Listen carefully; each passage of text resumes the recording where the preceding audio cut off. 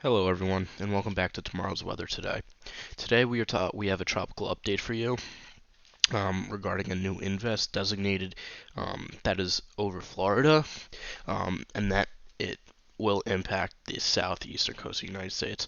Um, Sorry for the late upload today. I almost didn't make a video because there wasn't really anything that I saw that we could talk about today. Um, but this was issued at 5 p.m. or yeah 5:20 Eastern time today. Um, so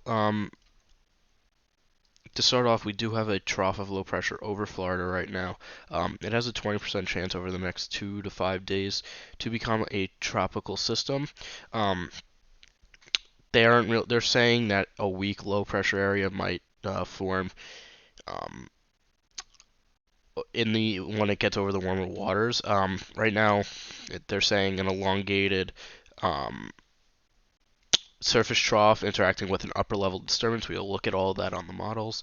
Um, and regardless of development, heavy rain will be impacting these areas.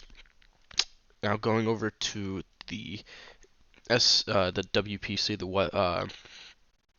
the Weather Prediction Center, we can see for Florida we have a moderate, especially on the coast, the southeastern coast of Florida, we have a moderate chance, which is 20 to 50% chance of flash flooding. Um, So this obviously is going to have a lot of rain. Day two, we can see that we have a marginal risk of flash flooding in South Carolina, Georgia, and extreme northern parts of Florida. And day three, that moves into the North and South Carolina. Looking at the precip that might fall with this, we're going to go to the 1 to 3 days, because that's when we're expecting this to impact these areas. We can see anywhere from the blues, which is about an inch, up into the purples, which is close to 2 inches. So widespread areas of 1 to 2 inches. Luckily, the heaviest rainfall is looking to fall off the coast. Um, but heavy rain regardless and flash flooding is possible. If you live in these areas, be careful.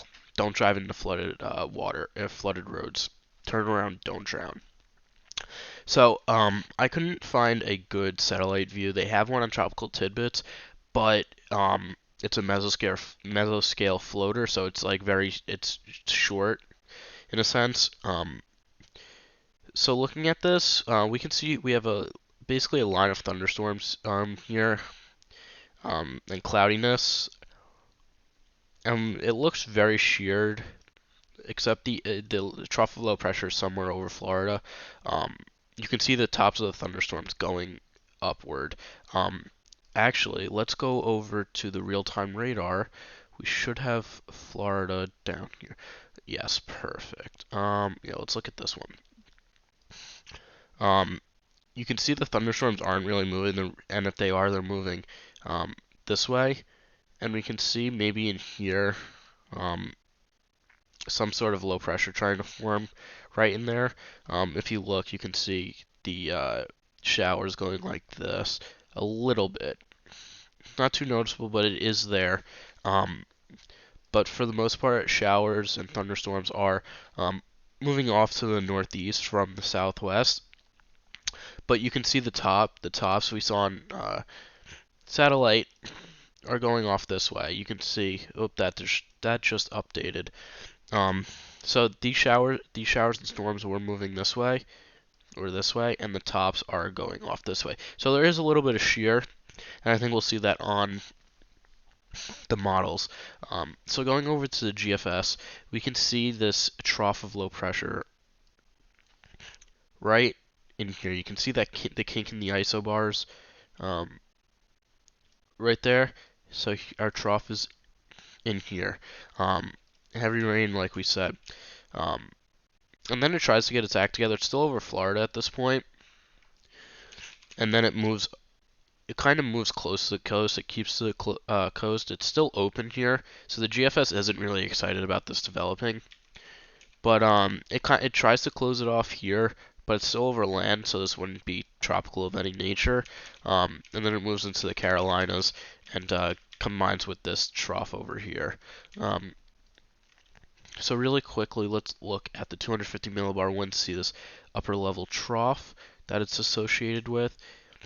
You can see right in here, there's a little bit of a kink right in here.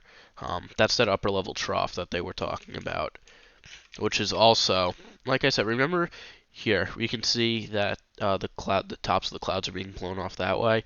Well, you can see there is our wind shear right there. It's being blown off to the north with these stronger winds aloft. If we take an area sounding, I don't think it's going to tell us the shear. Actually, it will.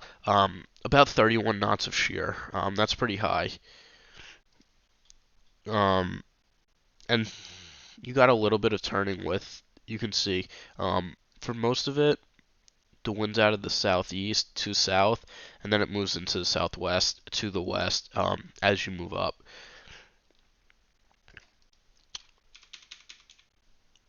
And then there's that upper level trough. So at forecast hour 30, this is going to be right here. Here it is, forecast hour 30 over Florida still. And you can see that upper level trough does start to give flow out of the southeast. So with the at this point, there's still 33 knots of shear, and it still is over land at this point. So this really wouldn't be tropical. So I really don't think this is going to develop as this lifts off to the north. And here's that other upper level trough that I was talking about, which is going to pull this off to the north as we go ahead. Now I wanted to look at the let's look at the vorticity first. You can see there's really not a lot here. There is vorticity, but you can see here's that little kink at 700 millibars. Moving it along, it's trying to get stuff going over here, but it's still disorganized. Nothing's really closed. You don't really have the northerlies. It's not really getting northerlies going. And here it tries to get going. It's more well defined here. But we still don't have those northerlies on the western side. Then it moves up. Here it is. You can see that kink right there. Here's that other trough. And watch this. This as it moves north, and it gets picked up by this because this is coming in. Let's look at 850 really quickly. Same story. It's trying to get something going here, but it's still not fully closed, and then it lifts off with this trough. And the 500 millibars, again, it looks even worse at 500 millibars. You need to see this close at all levels, and it's just not happening. Alright, so to quickly go over to the CMC, the Canadian model, we can see this also has the trough right here. Moving ahead, doesn't get really excited about it either. Doesn't want to develop it. And then it moves on shore. Here's that other upper level trough. It's actually better defined on the Canadian. As you can see by the I forget what these are called, but it's the lines of constant pressure. It's an average temperature of the full column of air. I want to say they're isothermic bars, like these are isobars, lines of constant pressure.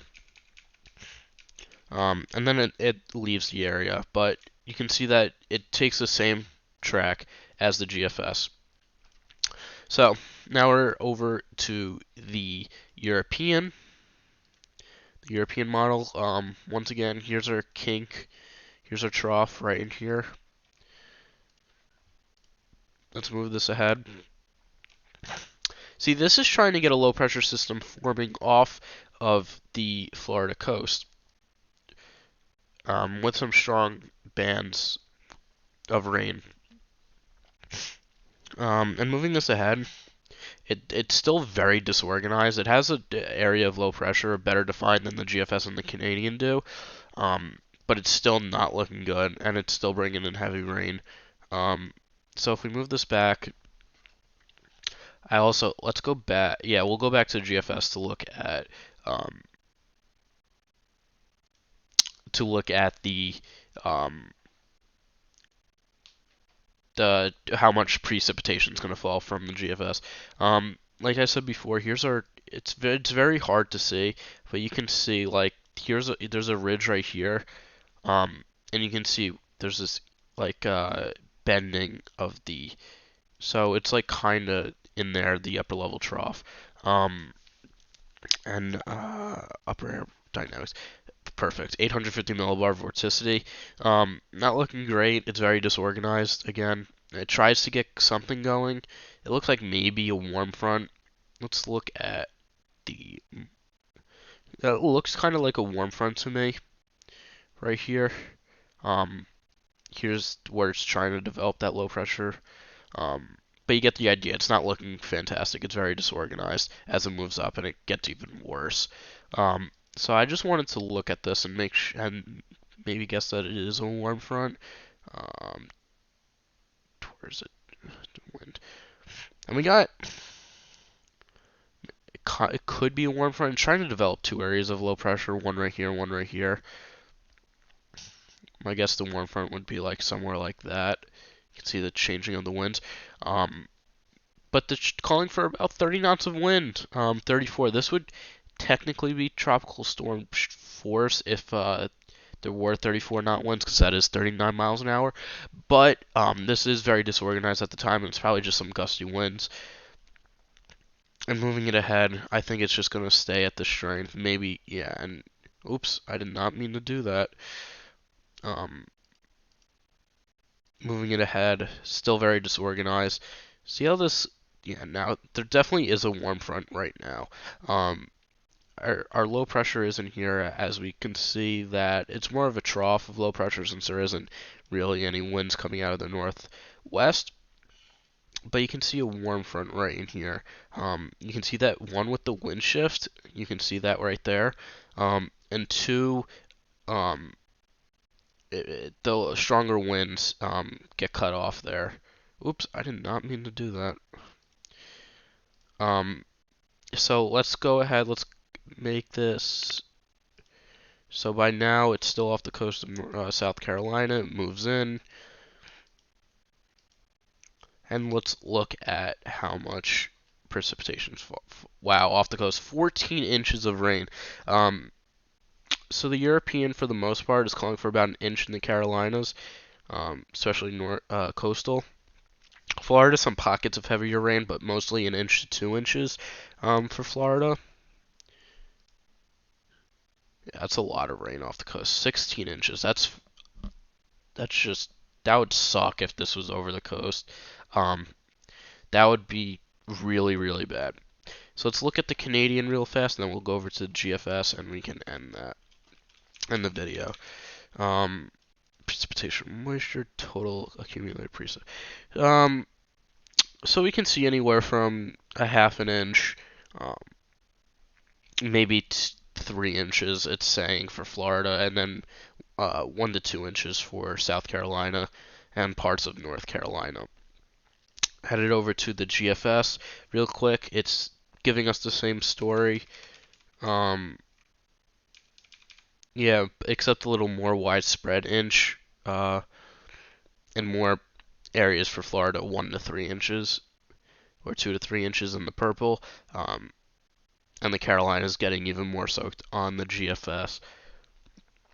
So the European is actually the most bullish on the heavy rain offshore. You can actually see where there's the heavier band set up. There's one right there, and then as it moves up, right in there. So, I don't as like I said earlier, I don't think this is gonna develop.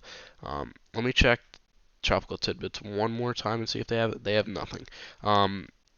So I don't think this is gonna develop at all. Just bringing some heavy rain, maybe some gusty winds to the southeastern coast of the United States. But and one other thing, this area has a 50% chance in the Eastern Pacific. This might end up crossing over into the Atlantic, into the Gulf of Mexico or Caribbean, and maybe have a tropical system down here next week. I'm still watching that. If that looks more likely, I will make a video on that in the coming days. But for now, thank you all for watching. Please make sure to like and subscribe, um, and turn on those post notifications to never miss a new video because I do upload almost every day, and I have every day so far. But yeah, thank you all for watching.